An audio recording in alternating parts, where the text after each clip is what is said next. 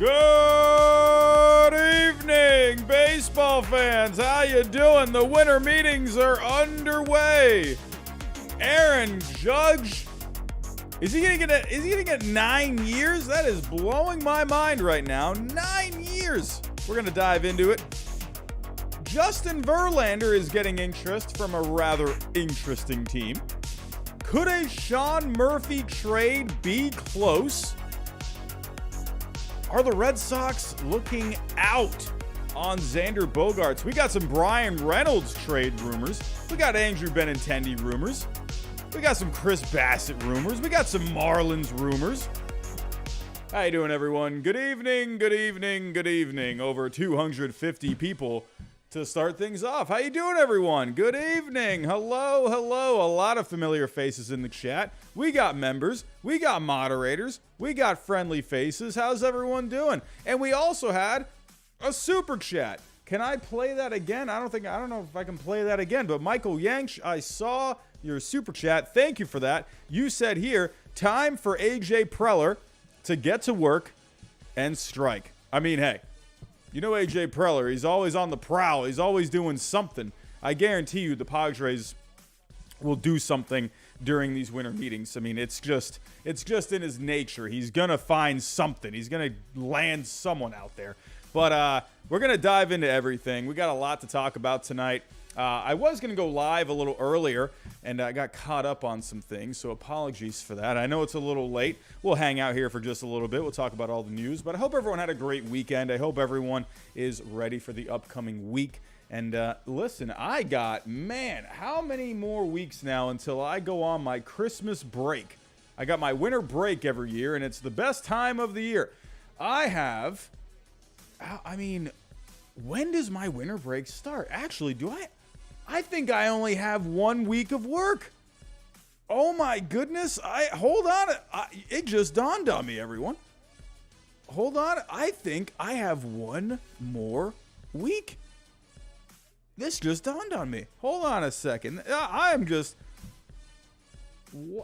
my goodness. I got one more week until my winter break. I thought I had two. Wow.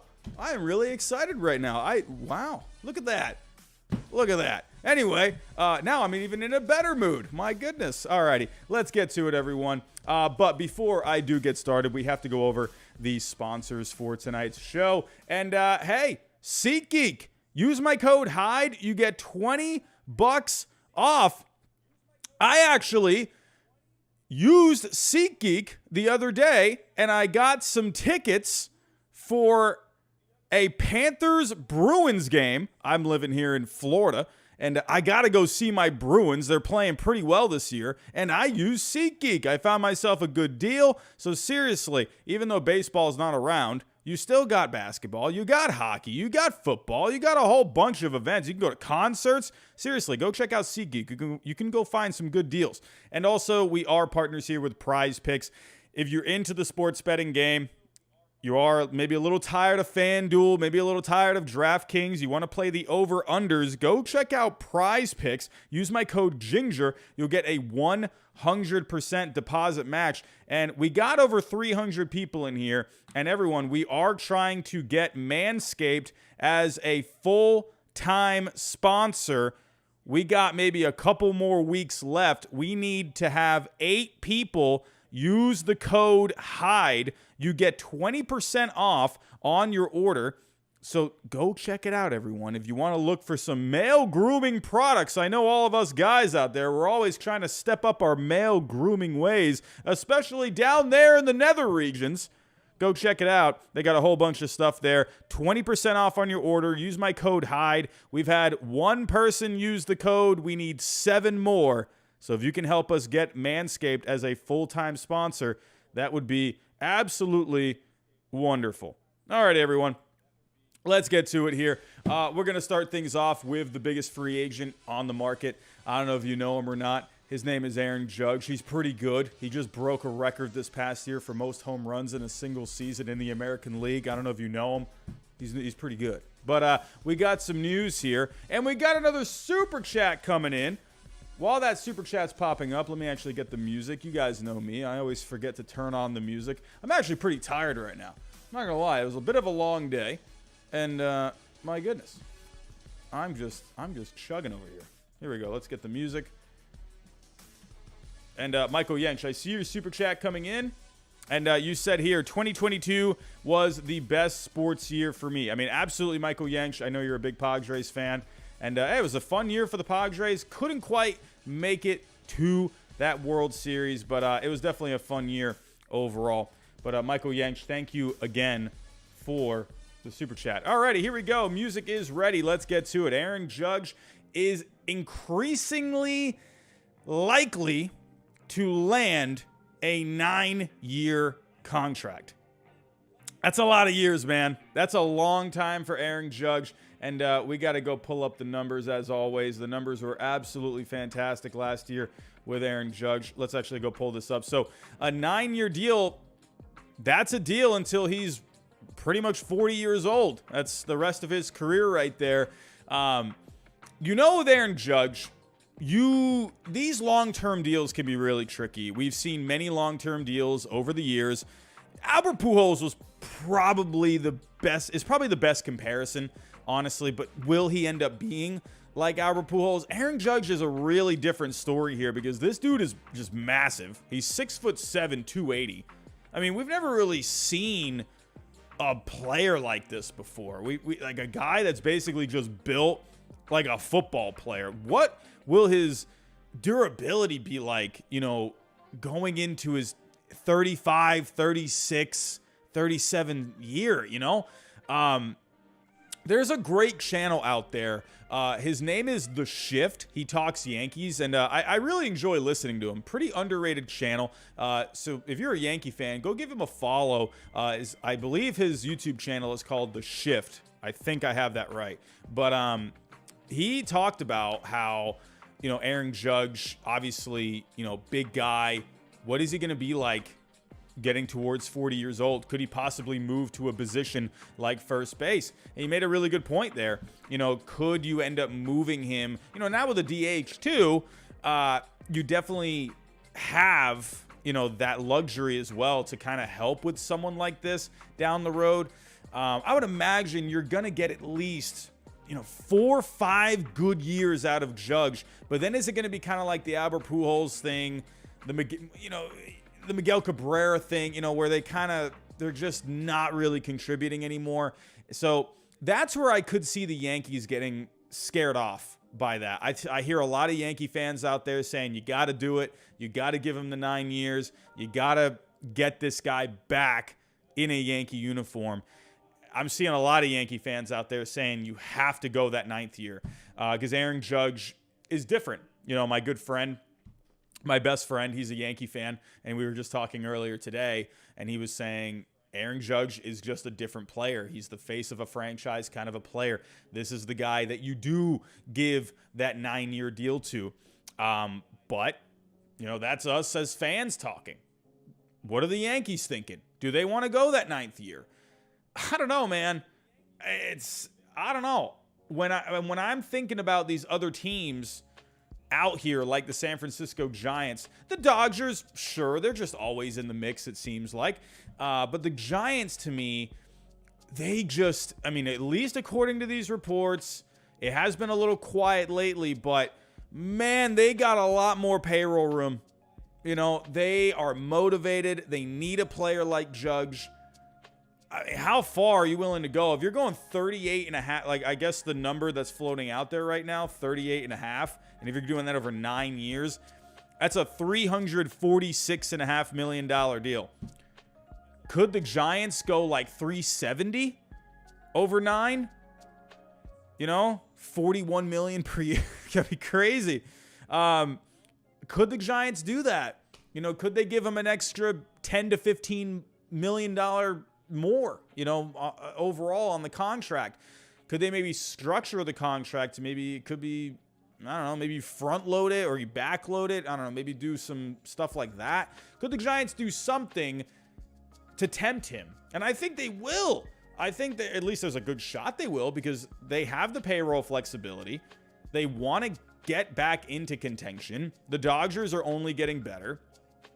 Sure, they have a couple of free agents, but The Dodgers are the Dodgers. They got a farm system for days. You got the Padres, who already look pretty good. Who knows what they're going to be doing this offseason? Probably they're going to try and lock up Juan Soto eventually. They're going to at least definitely want to. You got a young team like the Diamondbacks with a lot of good prospects. The Giants, they have good prospects too, but they need someone like this. I could see the Giants being more motivated for Aaron Judge than the Yankees. I think the Yankees would love to hang on to him, but the question is, will the Giants just make it too uncomfortable for the Yankees? We're going to have to wait and see. We had a report last week that, when they met with Aaron Judge, that they were getting an offer ready for him. We haven't heard any news on that.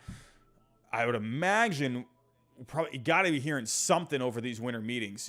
That goes until Wednesday. Usually there's not a whole lot of action on the last day of winter meetings, so there have been deals that have been struck before. I believe Albert Pujols, his deal with the Angels was actually done on the last day of the winter meetings. Usually there's not a whole lot of action on the last day.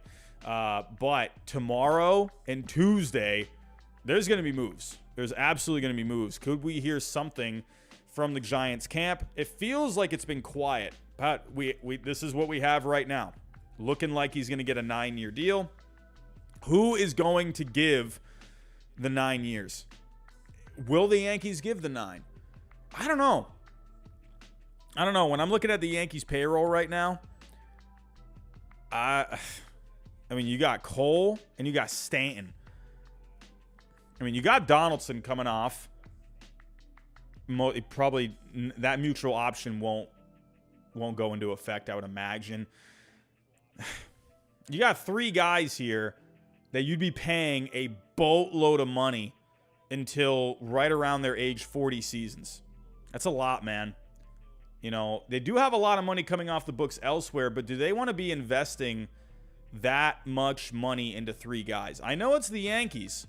I understand that. But the way Hal Steinbrenner operates now, they've given out some big money, but they've also, been kind of cheap when it comes to other things too. I don't know. To me, it's 50-50. I don't know what to think right now. I don't know if he's going to go back here. I think it's going to come down to is how much more are the Giants going to offer? I think they're very motivated for it. It's funny because I was looking at Barry Bonds earlier. Barry Bonds actually was one of the bigger free agent signings of all time at the winter meetings. And I believe that was the 1992 winter meetings. Hey, about 30 years later, are we going to have another San Francisco Giants massive signing? My goodness. At the winter meetings. Hey, their next Barry Bonds. Albert Galvin, what's going on, my friend? $5. I appreciate that. Saw that the Red Sox are one of the teams in on Murphy. I saw that as well. We'll talk about that in just a little bit. I guess the A's wanted Bayo at the deadline. Is Murphy someone you'd want? Absolutely. I would love Sean Murphy. It's going to be hard, though, for the Red Sox, because right now the Red Sox farm system is looking a lot better than it has in recent years. But do you already want to be selling off those prospects? I think Bloom would like to build that farm more, but it's going to come down to what does he think is going to be worth it? Does he think it's going to be worth it? Because right now the Red Sox don't really have an answer at catcher. That could be a guy. You have him under control for the next 3 seasons. That could give you some time to, draft and develop a catcher in the next few years, so maybe he thinks it could be worth it.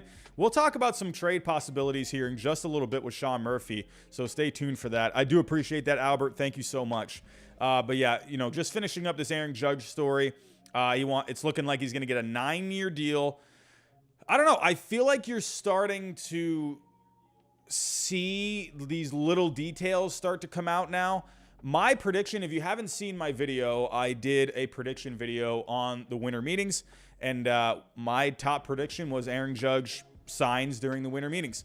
I just feel like if there were more teams involved, I guess there was also something about maybe like a mystery team or two. I don't know. I don't buy that. I think it would be hilarious if all of a sudden like a team like the Mariners jump in Or like the Rangers just came out of nowhere. Oh my God. Could you imagine that? I would die laughing. Like, that would be hilarious. Man. Anyway, but I feel like it's down I think it's down to like 2 or 3 teams. And I feel like when you've kind of eliminated all other possibilities, and when you started, seeing these little details like the length of the deal, roughly what the money is going to be looking like, I think you're getting pretty close to a decision here. I mean, and then we saw Aaron Judge. He actually took out New York in his Instagram bio. I know that there's a lot of people out there that say, don't buy in too much to all that stuff. It is 2022. It is 2020, almost 2023. I'm buying into that stuff, man. When I see a player do something like that, with their Instagram bio, or they unfollow a team or whatever it is 2022. It's the age of social media. I'm just saying. I don't know. Or could he be just doing it to goof around with people or try to, troll people? I don't know. I'm just saying. I think we are pretty close to a decision with Aaron Judge, especially now that we're seeing what the length of the deal is going to be. I feel like we're at the finish line. That's just me. We got a couple of super chats coming in. We got Jimmy Productions. Can the Nats be the 2021 Giants rebuild to the playoffs? I feel like the Nats... Here's the thing about that Giants team. They had really good starting pitching. They had signed all these guys. I don't know if the Nationals quite have that. Thank you, Jimmy. Michael Thompson, instead of Judge making 37 AAV, why not have some of it deferred? Instead of the 37 or 38, why not 28 to 32 per year? That sounds great if you ask me. I mean, but then again, it comes down to, I think Aaron Judge wants close to 40 per year. So, I mean, that sounds like a good strategy. You could space the money apart. But does he want the deferred money? I could also see maybe that, he could be willing for something like that. I feel like you are seeing some players, they're willing to backload a contract. I think you are seeing that a little bit more. I guess it really just depends on what he wants. Does he want more money up front? Does he want to defer it? It comes down to what he wants to do. That sounds good in my head. If you can kind of limit, or if you can kind of free up some more space for the Giants to go after another guy. Because remember, there was a report when the Giants, we were starting to heat up with the Giants and the Judge connections. It was looking like the Giants, that they were looking to go after other free agents as well to try and help tempt Aaron Judge to come to the Giants. So it's very possible. I mean, to me, that makes a ton of sense. I think that could be awesome. It's just going to come down to, will Judge want to do that? I know that's not the answer you're really looking for, but I do agree with you. I think that makes a lot of sense. So thank you for the super chat. I do appreciate that. But we'll have to wait and see how this ends up going. Let's move on to our next story, everyone. Let's move on here. And we got an interesting team. We got an interesting team on the market for Justin Verlander. Looking like maybe the Blue Jays could be a possibility. They are engaged on Justin Verlander. What in the heck, man? And going back to last offseason, Justin Verlander did strongly consider the Toronto Blue Jays last year. I remember the Blue Jays were popping up with him. And it actually is believed that the Blue Jays, they were the runners-up for Justin Verlander before he ended up going back to the Astros. A lot of people were thinking maybe the Yankees were. They had made a late push, but then Verlander had made comments at one point saying, well, they never really got that close. They did jump in at the end, but they didn't really get all that close. The Blue Jays, on the other hand, they did want Verlander last year, but in the end, he decided to just go back to the Astros. But now recent reports have been saying that Verlander and the Astros are far apart. And when I'm looking at the Toronto Blue Jays here, I mean, here's the thing. I do like me a Kevin Gausman. I do like me an Alek Manoah. I think Jose Barrios can bounce back because he does have a track record. And the one thing with Barrios, he's going to give you innings. But, wow, Verlander would make this rotation really good. It would be really, really good. I mean, you'd have a really good top three of Verlander, Gausman, and Manoah. That would be huge. I do expect the Blue Jays. This is kind of how I feel like the Blue Jays want to be this offseason. There's not a whole lot of attention on the Blue Jays right now. Their name is out there. They're popping around in different rumors here and there. They've been connected with, Brandon Nimmo. Don't sleep on the Blue Jays next year. Also, Danny Jansen as well. They've been in trade rumors with him, and maybe trading another catcher like an Alejandro Kirk, maybe even a Gabriel Moreno.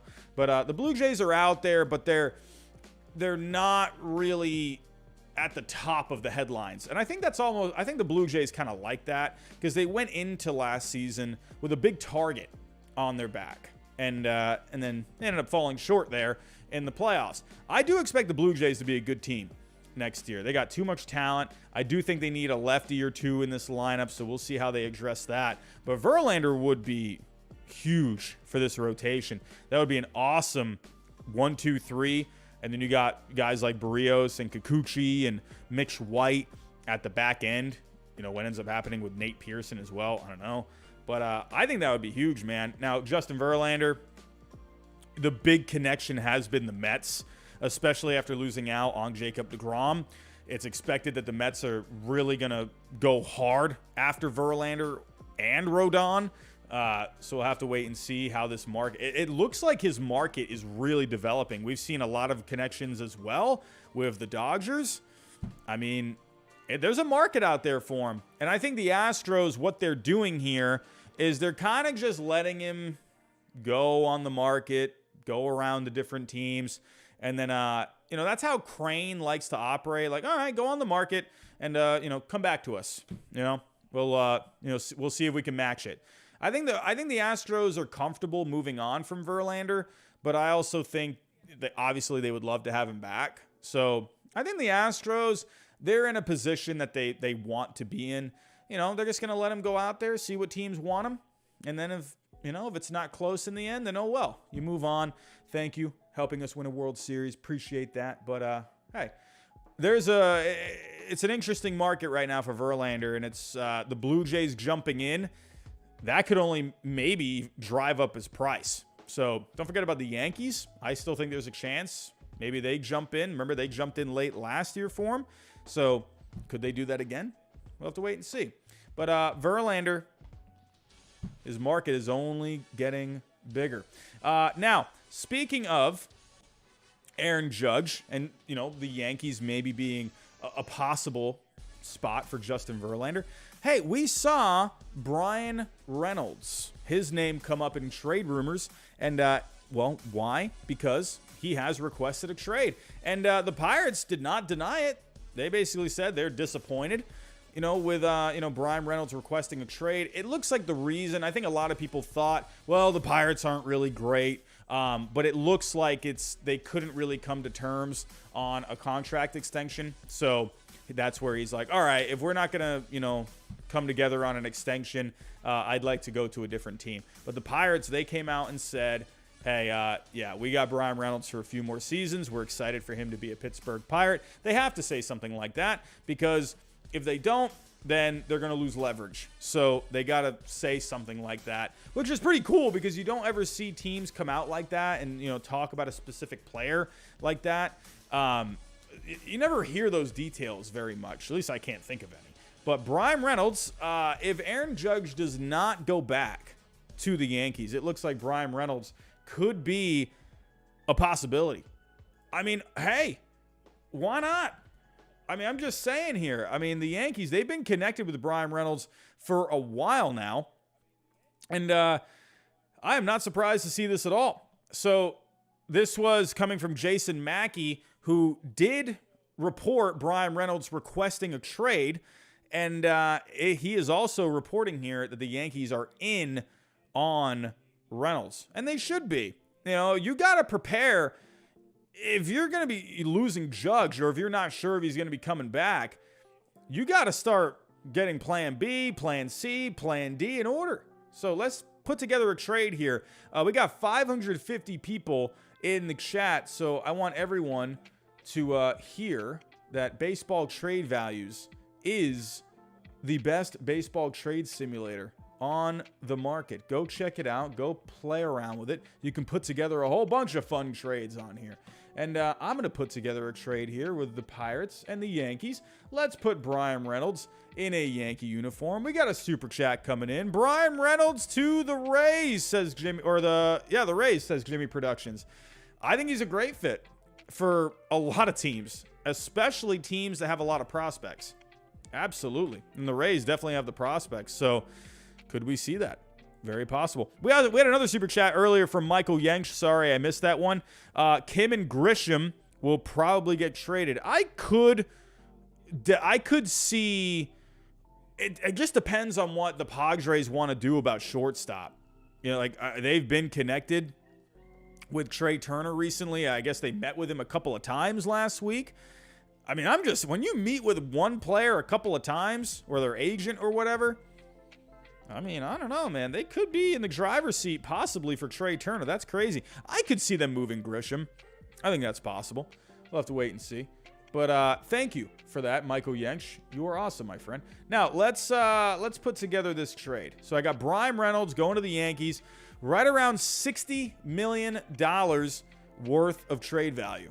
It's going to take a lot. So for the Yankees, let's pull up their top prospects here. And let's take a look-see. What is it going to take to get someone like a Bryan Reynolds? They're not giving up Volpe, so we can already cross that off. I don't think they're going to get rid of Peraza. I think they want Volpe and Peraza long-term. Hal Steinbrenner has been, he's talked about these two guys. He wants them in the middle infield. So I don't think either of those guys. Jason Dominguez is such an interesting one. He had so much hype a couple of years ago. He was better last year. Batting average, on base, and slugging went up. Had 16 homers, 59 RBIs. He just strikes out a ton. But he also had 37 stolen bases. So I think the Yankees do want to hang on to him. I would think they would, because he has been making improvements. So it's going to be interesting. Where else could you go here with some prospects? You got guys like Austin Wells. You got Everson Pereira. You have Trey Sweeney. You got Spencer Jones, who you just drafted. They got guys. So let's take a look. Volpe, I don't think is going anywhere. Here's the thing. So I know I just said with Volpe and Peraza, I think they would like to keep both of those guys. If you lose Judge, you could go after a shortstop. Will they? I'm just saying, if you lose Judge, and then you pivot to someone like Carlos Correa. I'm playing fantasy right now. But if you pivoted to Carlos Correa and then you pulled off a trade for a Bryan Reynolds, that's not bad. I think that would be pretty good. You're not going to replace Aaron Judge with one player. I think you're going to have to make up for it in other parts of the team. Carlos Correa would fill a huge gap. Huge. I think that, to me, if you're going to be spending all this money on Judge and he ends up not taking it and he goes to the Giants, okay, well, you wouldn't have to use all of that for someone like Carlos Correa. That's what I would do. And then I would put Peraza in a trade. I would. And the Pirates, it'd be a really good piece, but it would make up a lot of difference in value. I don't think you get rid of Volpe. I think they want to hang on to Volpe. He looked really good. So that's what I would do. Then again, if you want someone like Reynolds, maybe give up Dominguez, Peraza. I think they would like to hang on to Dominguez. Whoa, $10 super chat from Tilly. Sorry. I'm a fellow Red Sox fan. Trade for Burns and take Yelich's contract. I like both of them. Fixes our pitching and right field. I wouldn't mind that at all. I don't think they're going to be trading Burns, though. They've come out and said that they're wanting to hang on to him, Woodruff, and they've also said they'd like to hang on to Adames. It's the general manager there, the way they've operated, they don't tend to really sell all that much. They always try to stay competitive. They've been that way for a while now. I don't think the Red Sox are going to be able to get Corbin Burns, to be completely honest. They don't have enough. They'd have to give up a Marcelo Meyer for him, and I don't think they want to do that. So I love the idea. I would love someone like Burns. I mean, but if you take Yelich's contract, let's see. What is his value? So I see what you're saying here. Is it a negative value? But then I don't think the Brewers would want to do that because they would, if they traded Burns, yeah, they're not going to do that. Like, there's no way. Because you want to return, for Burns. Like, you're not just going to just get rid of Burns just so you can get rid of Yelich's contract. I think they would want prospects, unless, like, you ate a lot of it. I just see it as unlikely, honestly. I just don't see the Brewers doing it. I think they would like to get rid of that contract because it's a bad contract right now. I like the idea. I don't know if the Brewers do it. I don't think so. I mean, I can put it together here. Whoops, that's not the right one. Here we go. Let's go. How much is he owed? So hold on. I'll get back to the Yankees in just a second, everyone. I got to honor the super chat here. And Tilly, thank you so much for the $10, my friend. That is amazing. But let's see. Let's put your idea to let's plug it in here. My goodness. I am just rambling and mumbling my words. I am getting tired, everyone. Alrighty, here we go. So all right, so yeah, that is definitely not gonna work. But with Yelich, let's see. He is owed, I mean, goodness. He's going to be making 26. 1, 2, 3, 4, 5, 6. I don't know. That's so much money. And the Brewers would have to eat like so much of it. Let's say you did, so what was that? 26 times 6. There's 156 left. What they pay? I don't think they would do that, man. Let's say you did 60 million. I don't know. Like, it makes sense on paper, but like philosophically, I don't see it. In this situation, they would be able to get some prospects, but they would want to get more of a haul for Corbin Burns. I just don't see this happening. The idea is good. I see where you're coming from, but unfortunately, I don't think it's going to come together. But I would love Corbin Burns, my friend. I really would. Tilly, thank you so much for that super chat. I love you, my friend. But let's get back to this. So the Yankees, if they want Bryan Reynolds, you could part with Peraza. And this is only if you're maybe looking at one of the shortstops. Correa. Let's just use Correa. Or maybe like a Swanson. I think Dansby Swanson could be a pretty solid piece for the Yankees, man. Brings great defense. And, man, I think that would be a really solid piece. Just a winning player. Just a good head on his shoulders kind of a player. I feel like that he would be a good Yankee if he went there. But I think Correa, they've been linked with him. I think if they were to pick one of the shortstops, they better not go after Bogey. They better not. They better leave him alone, man. But no way. But yeah, so Dominguez, Peraza, those two would really make up the difference here. But let's say instead of Dominguez, you put in Pereira. Peraza would be the headliner. And then here with these two guys, you're within around $15 million of value. So, I mean, you could just plug in a couple here. I mean, you could do, I don't know, maybe throw in Sweeney. Maybe put in Wells as well. I mean, then you got a 4-for-1 here for Bryan Reynolds. Would the Yankees want to do something like this? I don't know. But they could get something done if they really wanted to. I think the Pirates would love some of these players. I think they would also love to have someone like a Peraza because he is pretty much major league ready.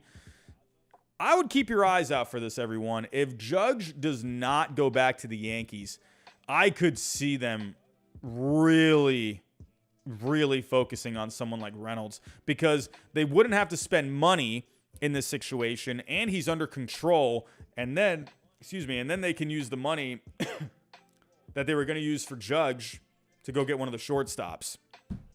So, and then Volpe, he could end up just playing second base at some point, Could you end up trading Gleyber Torres? Have Volpe start out the season in the majors? There's a lot of different ways the Yankees can go, man. There's a lot of different ways. We're just going to have to wait and see, as always. Now, let's move on to our next story. Okay, we have a bit of a trade rumor out there. It's looking like that is not the right picture. What the heck is going on here? That is not the right picture. There it is. Sean Murphy looks like he is close to being traded. And we got the reports, everyone. We got the reports. Let's pull them up here. And here we go.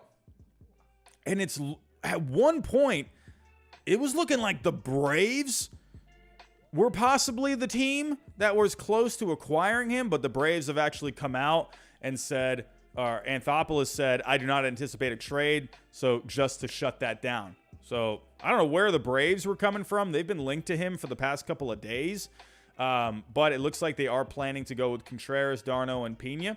So it looks like the Braves are not getting him. However, there's a lot of other teams out there, man. And according to Mark Feinsand, he actually tweeted this out. He was the one that was saying it's looking like it's getting pretty close. And he was saying other teams remain in the mix. There was I don't know where I read it. Let's see. Where was it? This one? Oh, here we go. The Cardinals, Rays, Guardians, and the Red Sox are among the teams that have been connected to Murphy in recent weeks. We've also seen the White Sox connected to Sean Murphy. I don't think they have enough to get that done. They don't have a lot of prospects to give up. They got some younger guys, but I don't think they would part with them. And they got Grandal still, so I don't see the White Sox being a serious contender for someone like Sean Murphy. But absolutely could see the Cardinals. Absolutely could see the Rays. I think the Rays, out of all these teams, I think the Rays might be the most dangerous when it comes to getting a deal done because they could use a catcher. The Guardians also, I think, have a very good chance of getting him. The Rays and the Guardians, I would see as the top two front runners because they have the prospects to get it done. And why am I talking about prospects? Well, if I go back here to good old baseball trade values, we can take a look at what the value is for Sean Murphy. Just like Bryan Reynolds, it's going to take a lot to get him. $50 million worth of value. So if I were to pull up here the Rays, it would be easy peasy for them to get a trade done because they have tons of prospects.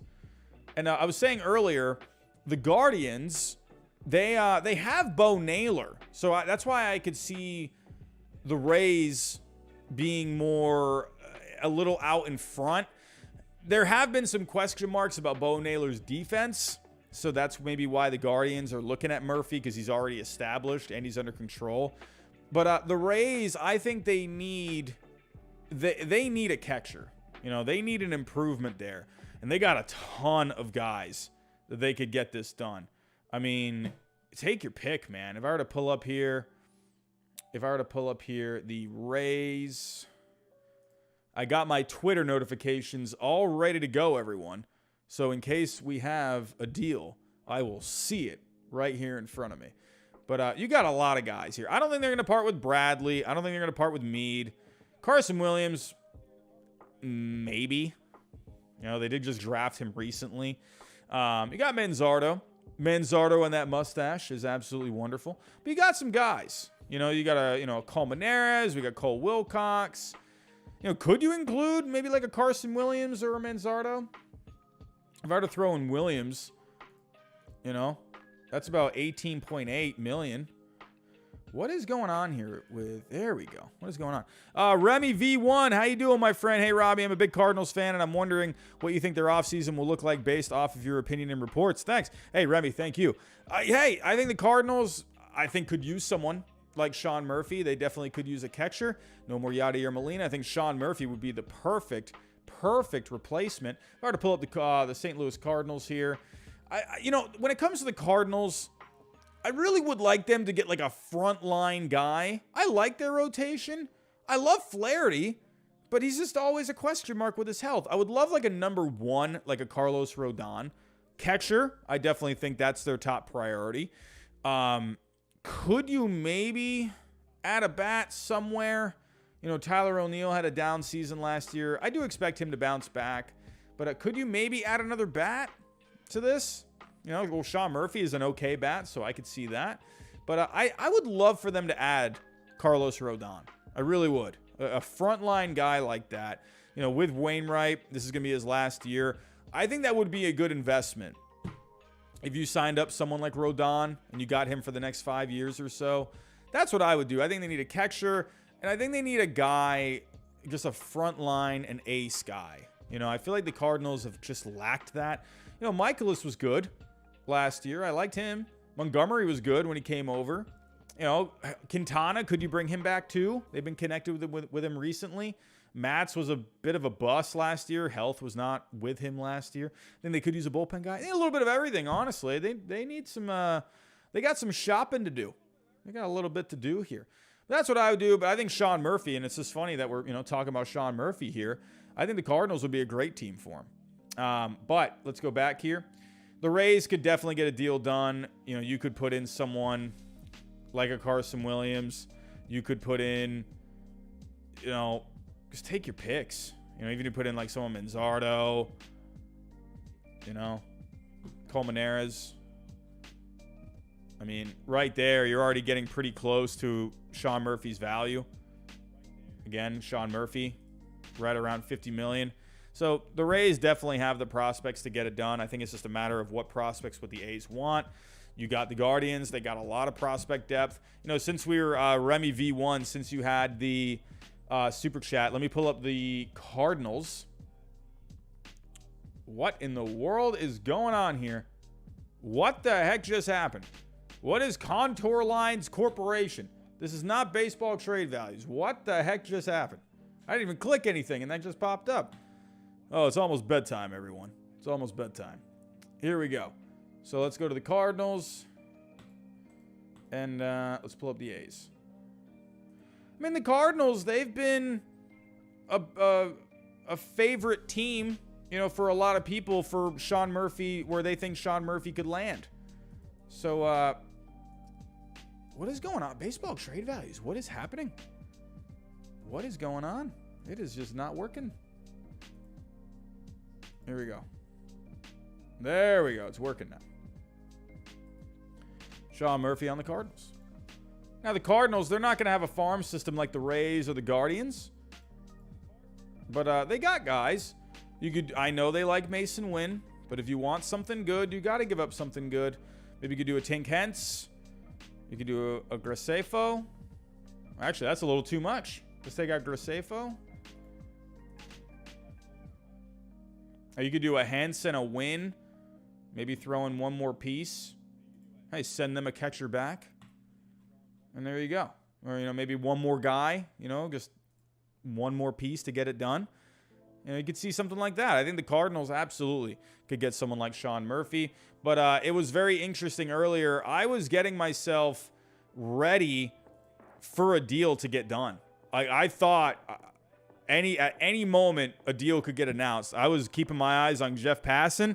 I was keeping my eyes on Rosenthal, Nightingale, and but nothing happened. So I'm wondering if there was a deal about to get done, but maybe another team jumped in, or maybe the Braves were that team and they pulled out.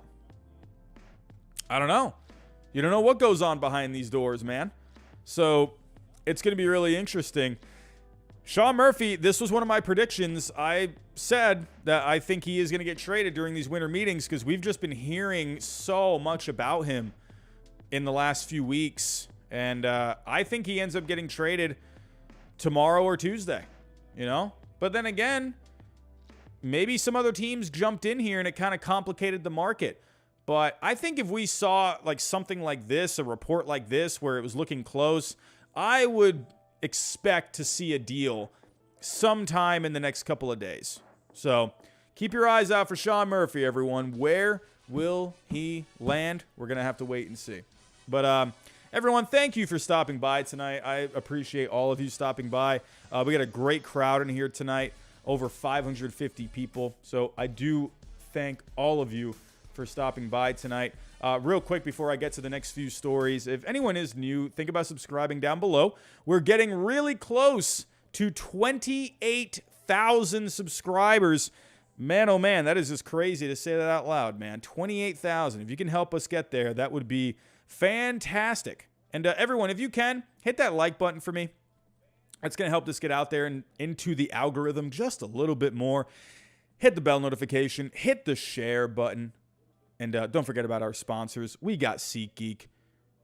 Use my code HYDE. $20 off. We got Prize Picks. Use my code GINGER. You get yourself a 100% deposit matched. And everyone, if you can, go find something on Manscaped. Use my code HYDE. You get 20% off. All right, everyone. Let's get to our next story. And let's talk a little Miami Marlins, shall we? Let's talk a little Miami Marlins.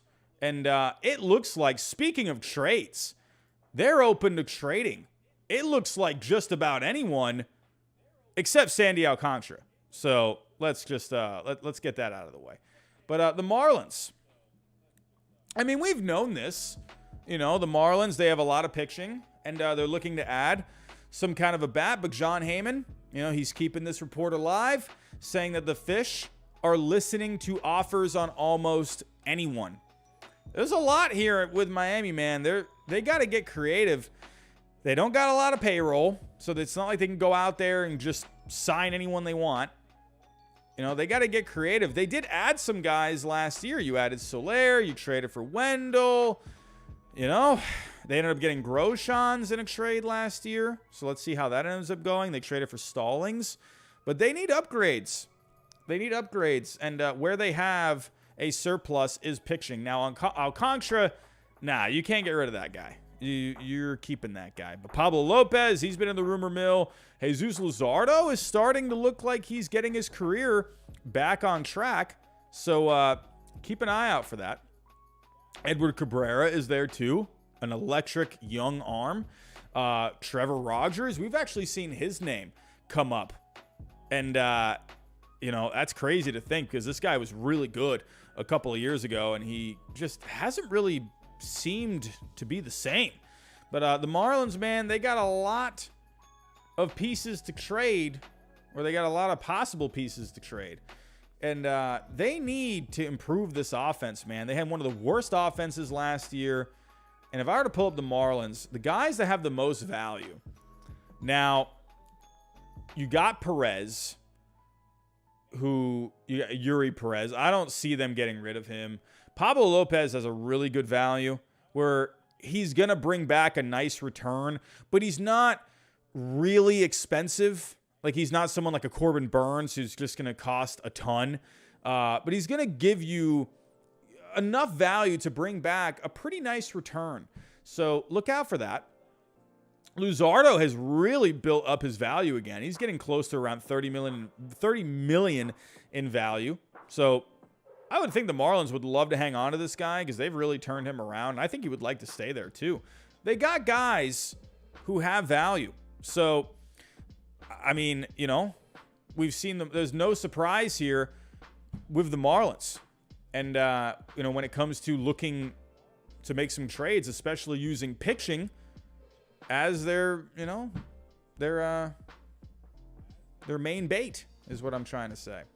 So let's keep an eye on the Marlins, but they're looking to make some deals here in the next couple of days. Hey, this is the best time to do it, winter meetings. So look out for them. Definitely think they could get a deal done in the next couple of days. But let's move on here. I want to talk about someone that is near and dear to my heart, and his name is Xander Bogaerts. And unfortunately,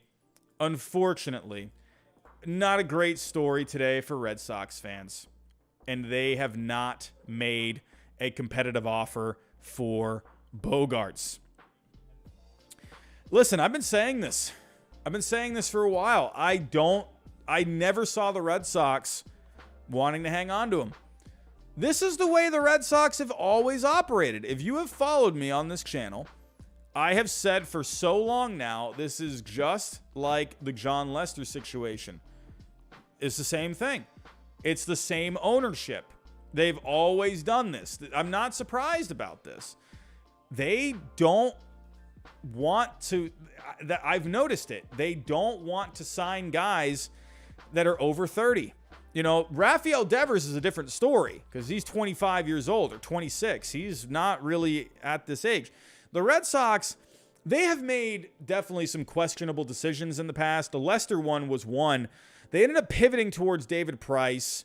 They ended up spending more on David Price than they would have with Lester. So, but I can understand why Red Sox fans were annoyed about that because Lester was your guy. But the Red Sox, they are a very analytical organization. That's how John Henry is. He was the guy that wanted Billy Beane. He was the guy that was offering Billy Beane the biggest contract for a general manager in sports history back in 2003. He has always taken that approach. Now, they have definitely wavered on that approach at times, you know, going after guys like Hanley Ramirez, Pablo Sandoval. But those guys, you know, look what ended up happening. Those were bad contracts. They signed Dustin Pedroia. Look what ended up happening there. They kind of bit him a little bit. You know, everyone loved Dustin Pedroia. He's always going to be a fan favorite. He's always going to be a Red Sox legend. But when it came to the money, it bit him. You know, if you go back to the, you know, David Ortiz, they went like year to year with him. You know, they, you know, 1 year deals. I think it was a 2-year deal at one point. There were just all these, there was never just a long-term deal for him. And I've never seen the reason for that, but I think it was always, because he was a different case. You know, he was a designated hitter. So it was, he just had just an interesting, when he came to the economics with David Ortiz, it was just interesting because he was just a DH, but he was so good. So he wasn't like, you know, the typical player where you could rate him based off of his offense and his defense. But in the Red Sox, because he was only getting older, funny enough, he ended up having one of his best seasons of all time in his retirement year. And but the Red Sox, I don't think they wanted to go a long-term deal with him because they just weren't sure about his durability long-term. Ended up proving to them that he was fine. And again, ended up having his best season of one of his best seasons of all time. What was that, 2016? And so I can understand the way the Red Sox approached that. I can also understand when they offered these contracts to Hanley and Pablo, they thought, okay, no, we're not doing that again. Like, we're not giving these big old contracts anymore. We're done. We're not doing that. No, Hanley was not a long-term thing. It was a 4-year deal, I believe.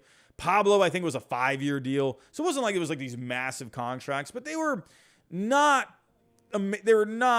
good contracts at all. So the Red Sox lost money on those. They ended up cutting Pablo, I think, what was it, that last year? Hanley, you know, was pretty good 1 year, and then he just wasn't really effective any other years. So I understand the way the Red Sox, the things that they've done has been frustrating in the past. I get it. But in a way, and then there's also the Mookie Betts thing. The thing with Mookie Betts was they tried signing him to extensions, and the Red Sox are always a team. They always try to get that hometown discount all the time. It's just business, you know, like, here's the thing with business. We can all sit here and react to Xander Bogaerts, right? We want this guy back in Boston because we love Xander, right? We love Bogey. You know, obviously you want this guy here. You know, yeah, he's been one of your core players since 2013. He's been around for so long now.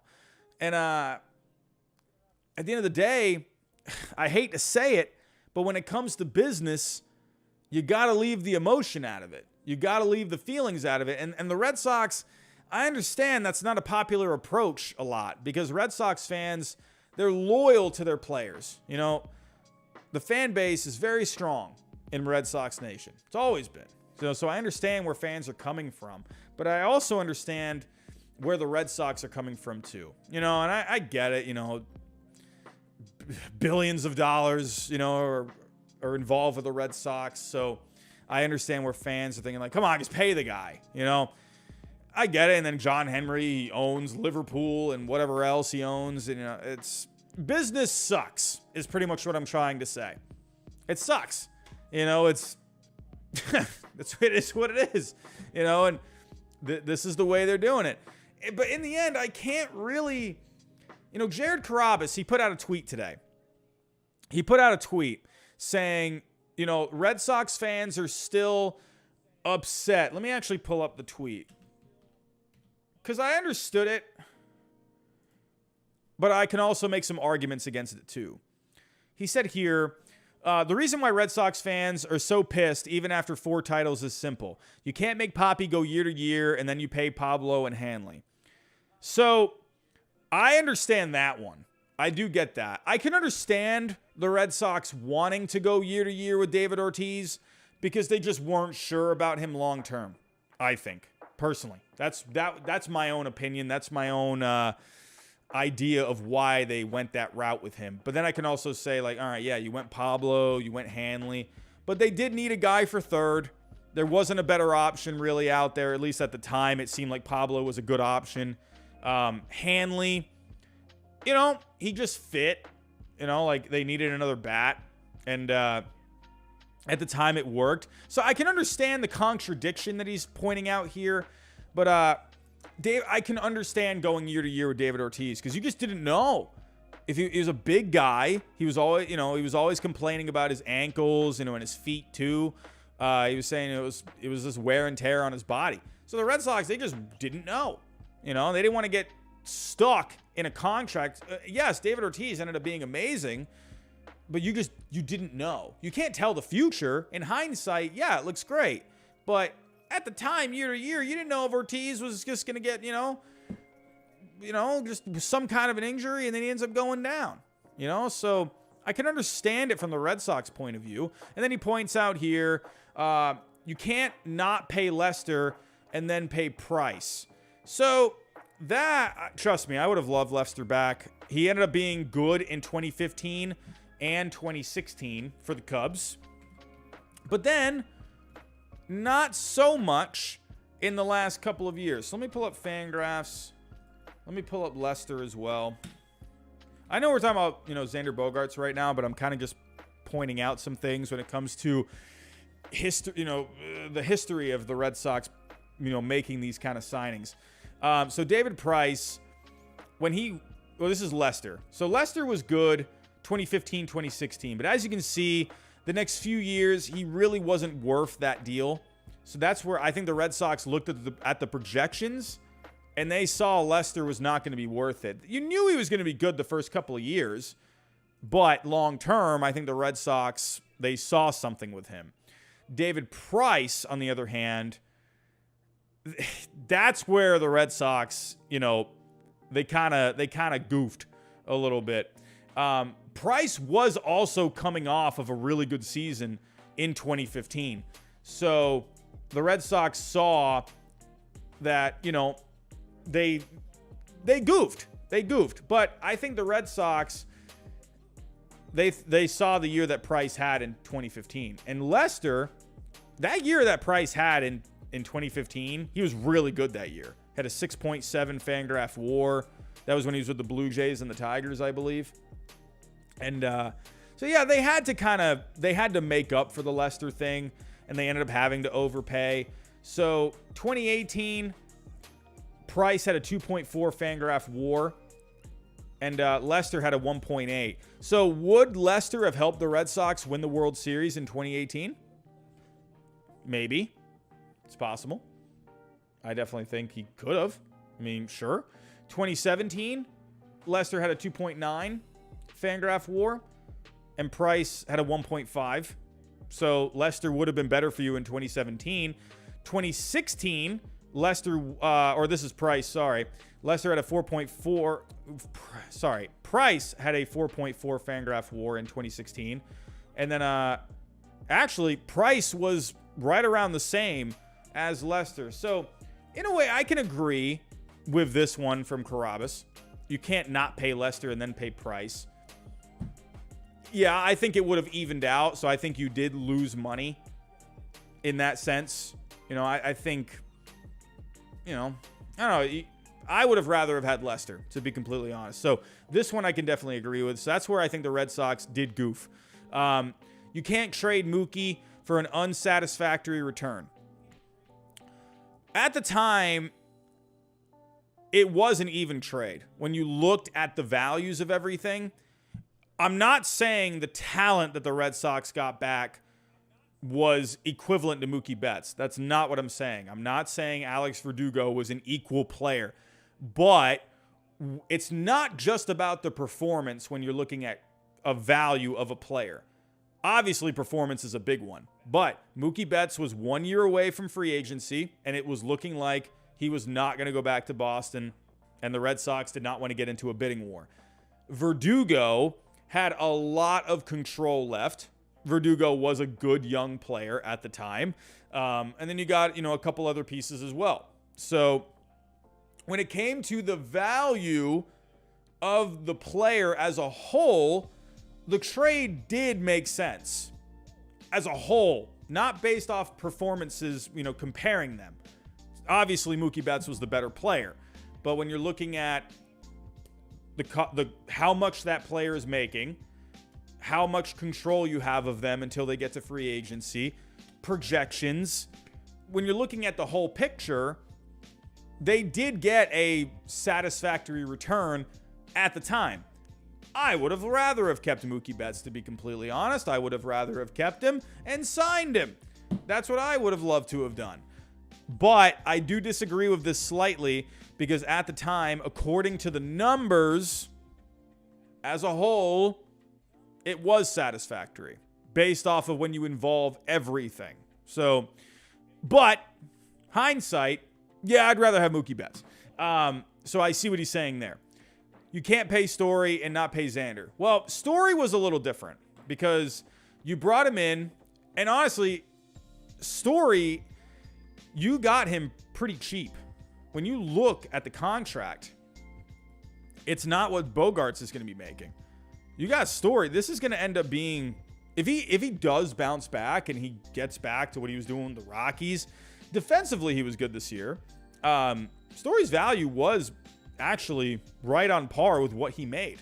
But Story right now, the money that he's going to be making, it's pretty good, honestly. It's not, you're not really going like, Giancarlo Stanton, $30 million per year. It's a respectable $20 million this year, 22.5 for a couple more, 25. So this Story contract ends up being pretty nice. Bogaerts, on the other hand, you're looking at paying him annually on average around 27 to 30. So I don't think you really can compare Story. It's not like they paid a ton for Trevor Story. Yeah, they paid a bit, but he's making an annual average of 23.3. That's not what Bogaerts is going to be making. So from the Red Sox point of view, this it was a good value for them. So I understand why the Red Sox did that. But I also see what he's saying, too, about how you can't pay Story and then not pay Xander. I think with Xander Bogaerts, I think the Red Sox see the John Lester thing where he's going to be good wherever he goes for the next couple of years. Probably, 2 to 3 years, he's going to be good. But then I think they see him dipping. And I don't think they want to be paying him whatever he's going to end up making for the last, 3-4 years of his deal, because I think they see him declining. That's what I think the Red Sox are thinking with him, because a lot of his advanced metrics did go down last year. The exit velocity went down, his chase rate went down. So there were some things that went down with him. The power you saw went down. So I think they see he is going to be fine for the next few years, but they don't want to be paying him $30 million over the last few years of his deal. So that's where I think they see it. And I think they're trying to just go for better value elsewhere. I get it. Trust me. As a Red Sox fan, I want him back. I wanted Lester back. We looked at the Lester price comparison. I think it could have ended up being the same. If you had Lester, who knows? We'll never know that. Price ended up helping you win a World Series in 2018. So I guess you could say it worked. You know, they ended up getting rid of him, but it ended up paying off for Price. He was pretty good in that postseason for the Red Sox. In the end, like, I see where Red Sox fans are coming from. I do. I see where they're coming from. You want your guy. You want your homegrown guy. And it is frustrating. And pretty much the word or the phrase to use this or to use for this is business sucks. Money sucks. You know, it's just the way it is. We're going to have to wait and see how this plays out. And for the Red Sox, again, I'm not surprised that they have not made a competitive offer to Xander Bogaerts. I think they want him back on like a 4-year deal. I think that's as far as they're going to go. I guarantee you what they have offered Bogaerts, I bet you they've offered him like a 4-year 120. If even that. 120. No. Sorry. Not or a 5-year 120. 120. So what is that? Yeah. So I bet. No, maybe that's not right. They probably offered him maybe like 26 over 4. Maybe they offered, I don't know, maybe 27.5 over 4. Maybe they've offered him like a 4-year 110. I could see something like that, but I think he wants more years. So I do think that's what is why the Red Sox are not as involved with Bogaerts right now, and why they probably won't end up being very involved with him. But there's a lot of teams out there. The Padres, the Diamondbacks, the Dodgers, the Twins, the Orioles, the Phillies, the Cubs. There was actually, I saw a story today. Marino Pepen. Marino pops up yet again. So he is a Spanish sports analyst for the Red Sox. And he had a tweet this morning. Where is it? Where is it? It was right around. Marino, you're killing me, dude. Where is it? Oh, here it is. All right, hit the good old translate button. The Cubs are very interested in Xander Bogaerts. They have not yet submitted an offer, but they are expected to do so in the next few hours. I predicted Xander Bogaerts to go to the Cubs. I think based off of what we heard last year with Carlos Correa, they didn't want to go the years for Correa. But with Bogaerts, he might not be demanding as long of a deal as Carlos Correa. I could see Bogaerts maybe going no more than 6, and I could see the Cubs being comfortable with that. And that's one of the reasons why I picked Bogaerts to go to the Cubs. And I think his bat would fit nicely there. And you can move Nico Horner to second. The thing with Bogaerts is you could end up moving him to third at some point, So I feel like there's a good fit with the Cubs. I've always seen a bit of a fit there. It's kind of it's similar to Leicester, where Fenway Park and Wrigley Field are very similar, where, the people that go, they go for the experience, right? People love Fenway Park. Fenway Park is just amazing to go to. But Wrigley Field, I have yet to go to a game at Wrigley Field. But it's very similar fan bases. I would say Cubs fans, Wrigley is maybe a little more laid back, I would say. I don't know if that's correct. I could be wrong. But I could see Bogaerts maybe being attracted to a place like Wrigley because the people care. They care in Chicago about their Cubs, similar to how the Red Sox fans care about their team.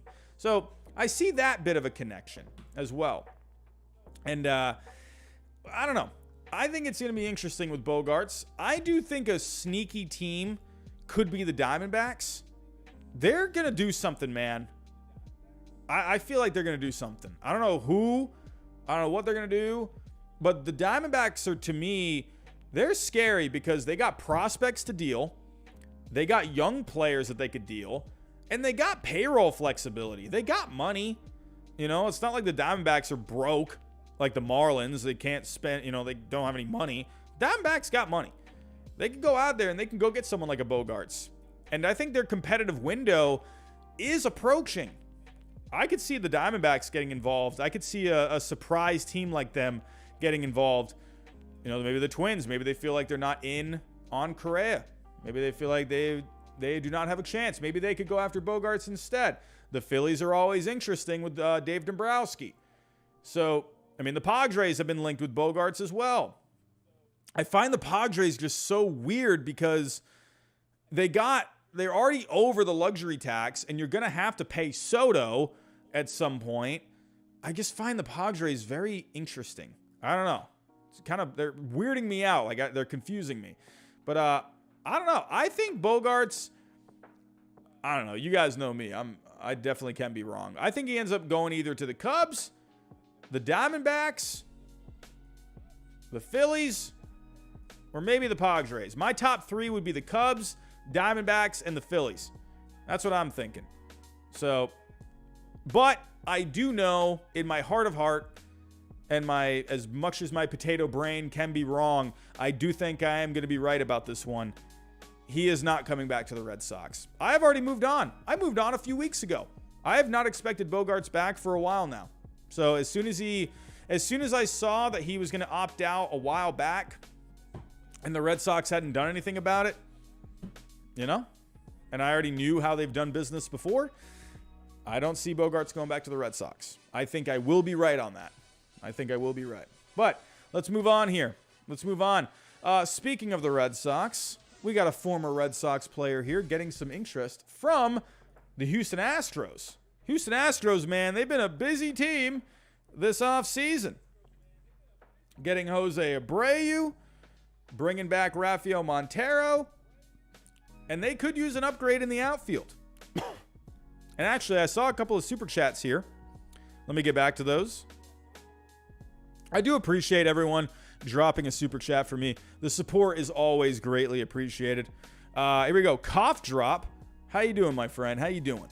What do you got here? Oh, where did it go? There we go. Those contracts sucked, but they were the cream of the crop. They were.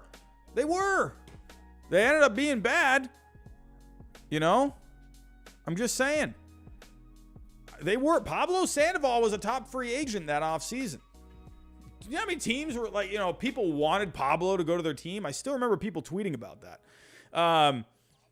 Cough Drop again with another $5, over 500 and only 160 likes. Take a moment and support the channel, he says. I appreciate you, Cough Drop. How are we doing with our likes? I'll say the like goal. Hey, if we can get 250, I'd be cool with that, everyone. I'd be cool with 250 likes. That'd be great. 500 likes would be amazing. That would be wonderful. But hey, 250. Let's get 250. But Astros, Benintendi. Here we go. No surprise. No surprise. The Astros absolutely could use another corner outfielder. If we take a look here, Michael Brantley is now a free agent. I don't see him going back. He has been a bit of a health problem. Or he's had problems with health, so I don't know if the Astros really want to take another chance on him. Benintendi would be great. Oh, man, this lineup would be awesome if you had Andrew Benintendi. It'd be great. DC, Derek, USA. Just don't know why they didn't trade Bogaerts if they had no real interest in signing. Yeah, that's a good point, too. That's a good point. He was... There were some rumors at that point where maybe his name was getting floated around in some trades. The thing, though, is not a lot of teams needed a shortstop. I don't think there was a good enough deal out there for the Red Sox to where they thought, because at the end of the day, they still want to be a competitive team. So I just think they looked at the risk versus reward. I think they would have seen just Boston would have melted down. If you had traded Xander, the fans would have just been not well. That would not have gone well. Everyone was pretty upset when they traded Christian Vasquez, but they ended up getting 2 good prospects out of that, by the way. But yeah, I see what you're saying. I don't think there was a good enough deal out there for him. I don't think there was enough interest out there for him at the time. I don't think there was, personally. I think they probably had an offer or two. I don't think they thought it was worth it, though, So, anyway, back to the Astros. Benintendi would be really nice. So you got Chas McCormick out there for left. Jake Myers is in center. But Benintendi would go to left. This lineup would be really good.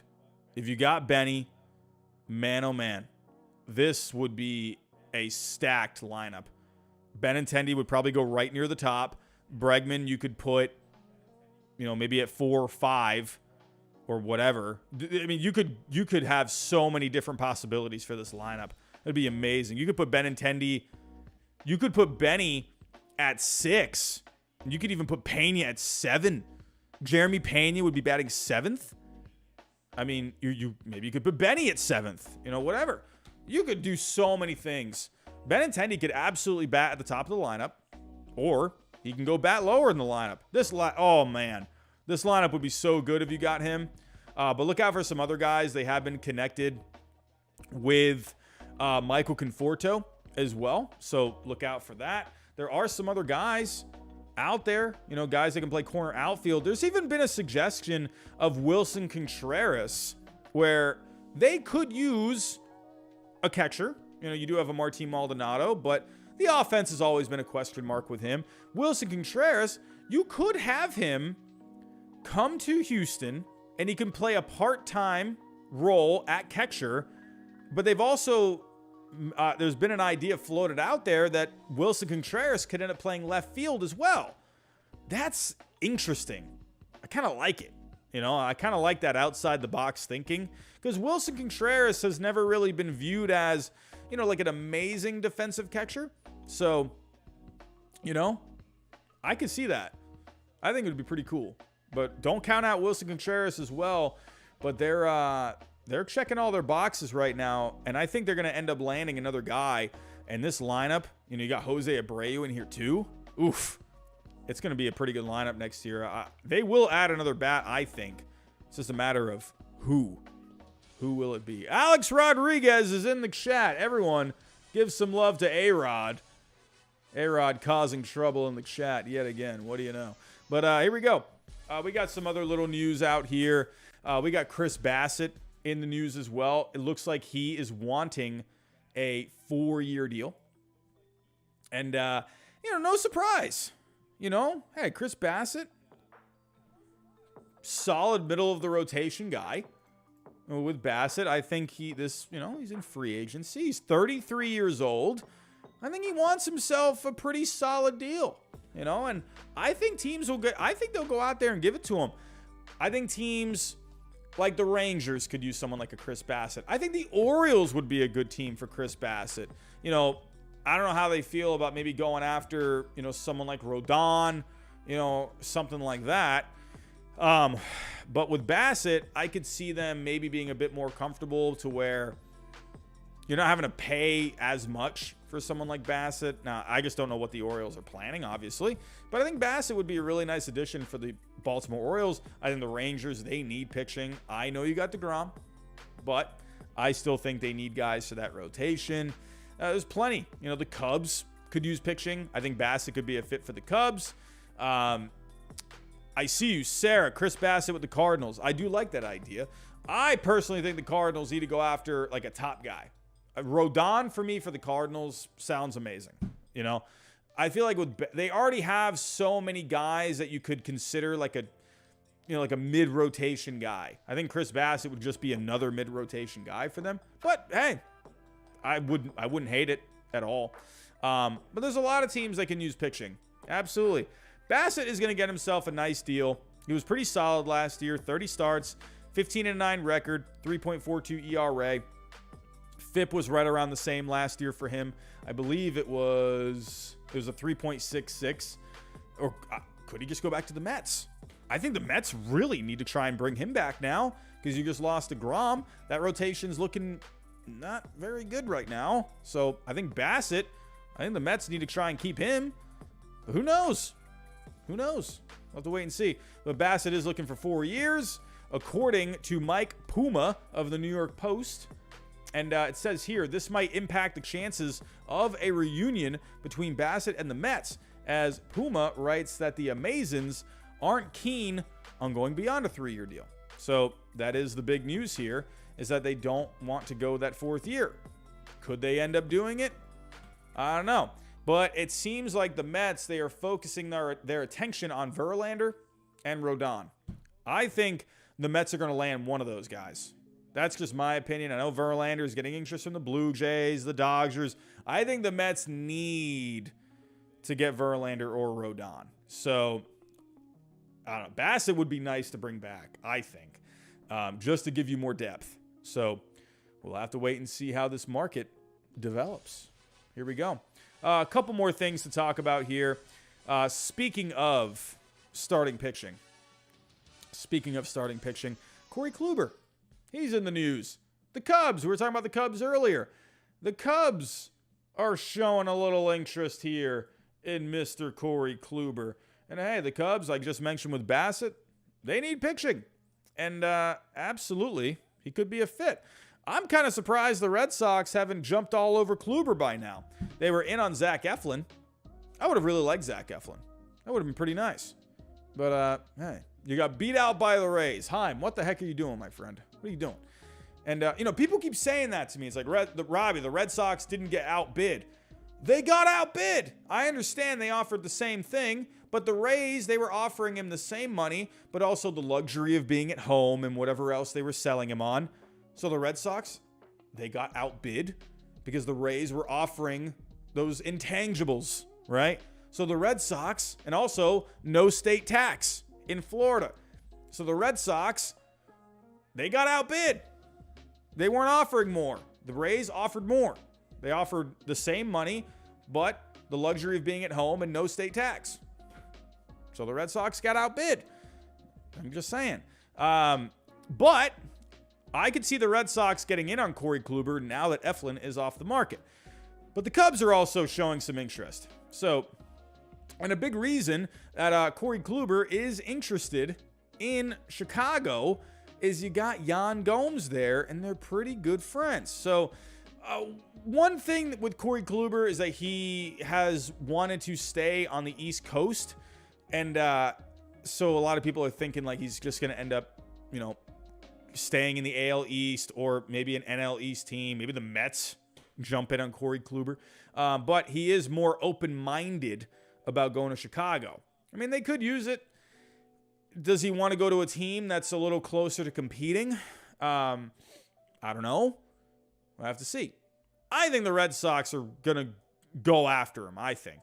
That's just my personal opinion. But for the Cubs, it would be a good addition. They need starting pitching, I think. But maybe a 1-year deal. I would like it. He was not as effective in the second half last year. So I don't know what that means of, what teams are thinking about with him. But he had good advanced metrics. He doesn't give up a lot of exit velocity. He gives up a lot of ground balls. So I think he's going to be a decent pickup for any team. He's not going to be the Corey Kluber that we remembered with the Indians, not the Guardians. He was never on the Guardians. But Corey Kluber, look out for where he ends up going. But everyone, I think that's all I got for tonight. I think that's all the news I got. We went over Aaron Judge. We went over Justin Verlander. We went over a Sean Murphy trade. I talked about Bogaerts. We talked about the Marlins. We talked about Bryan Reynolds. We talked about a lot tonight. And that's all I'm seeing for tonight. I mean, I can check real quick. Do we got any other news? What is going on here? I am on the Twitter land. Fred McGriff also making the Hall of Fame. My goodness, I was never sure if that guy was going to make the Hall of Fame. But here we go. Andy Martino had a little something. What is this? What is this? Here we go. So, sources say Justin Verlander and the Mets are close to reaching a 2-year contract of $86.8 million with a mutual option of a 3rd year.